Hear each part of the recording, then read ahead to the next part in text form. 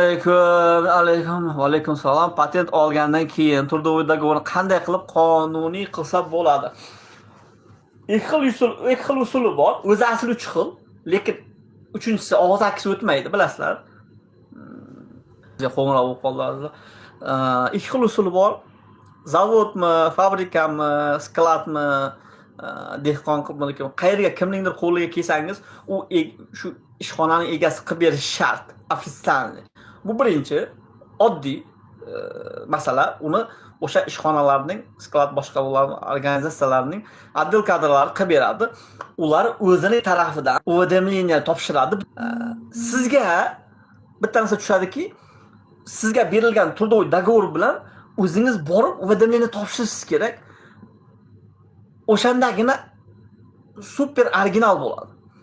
Juda ko'pchilik ofitsialniy kirgan taqdirda ham o'zlari уведомление topshirmagani uchun, ishxona topshirgani yetadi deb o'ylagani uchun zapretga, reyestrga tushyapti.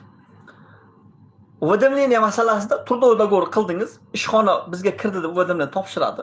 3 kunning ichida ishga kirguvchi, ya'ni siz yoki men bo'ladigan bo'lsa, уведомление topshirish kerak, ishga kirdim deb. FMSga borib topshiradigan bo'lsangiz, migratsion sentrga borib topshiradigan bo'lsangiz, hozir vizaviy sentr bo'lyapti. 1000 so'm to'lab topshirasiz. Agar yo'q, pochta orqali jo'nataman desangiz, pochtaning госпочтасы bor, arzimagan pul, pochta orqali jo'natasiz FMSga. Jo'natganda chekini olib qo'yasiz, bo'ldi. O'sha sizga основание bo'ladi. Uchinchi usuli уведомление topshirishdir.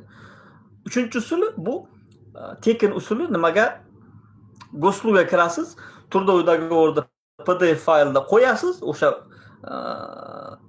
o'zining poyezdga qilsangiz, shu yerda nimasi bor? Gosluganing ichidagi bo'layotgan narsani aytyapman. O'shaga kirib, skaner qilib qo'yasizda,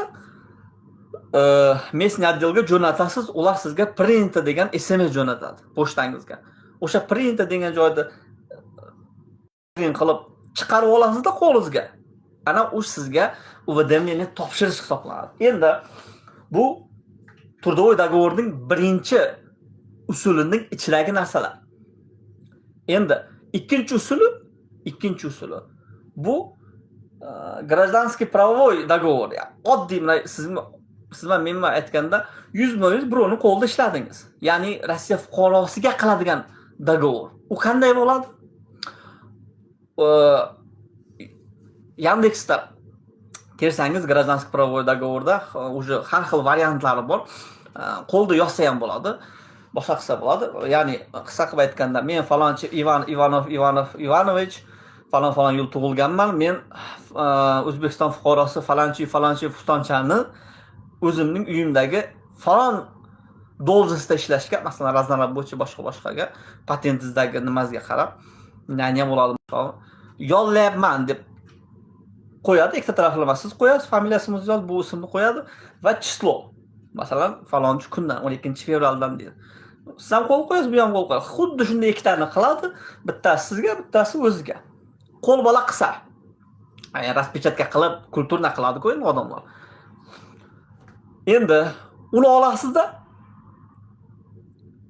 ishga beruvchi o'sha Rossiya fuqarosi, rus emas, Rossiya fuqarosi.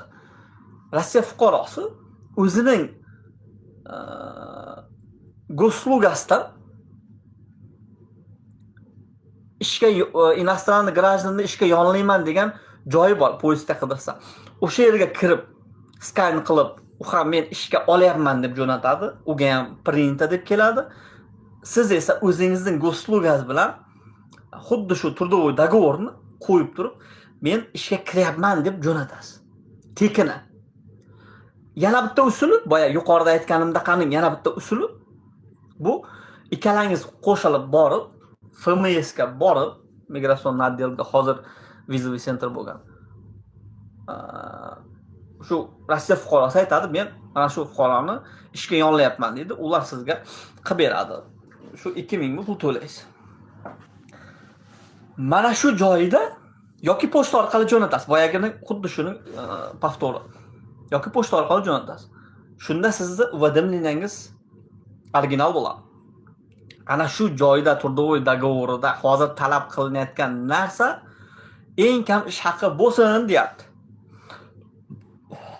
Eng kabish haq. Ya'ni 30 ming atrofida oylik olayotganday bo'lishingiz kerak. 10 oy agar o'shanaqa 10 oy 28-30 mingdan ofitsial oylikni yozib трудовой договорga qilsangiz, Sberbankingizda doim pul bo'lib tursa, shunda sizni keyin продление qilishga nimasi bor, haqqingiz bor. Boyagi трудовой договор bilan. Agar sizni sotmaydigan, sizni nima qilmaydigan yaxshi Rossiya fuqaro tanishingiz bo'lsa, kechagina pasportni olgan o'zbek bo'lmasin lekin. Chunki uni ham sizga qo'shib deb boradi keyin. Haqiqiy Rossiya fuqarosi bo'lsa azaldan o'shalarga qilsangiz, yuridik to'g'ri jonlasangiz, yollasangiz hammasini iloji bor. Faqat boyagi katta summalarga kartangizga tushib chiqayotgan narsalarni abasnavat qilib berishingiz kerak. To'lovlarni, boshqalarni kartangizda o'ynaydigan nima? 30 mingdan oylikni 28-30 ming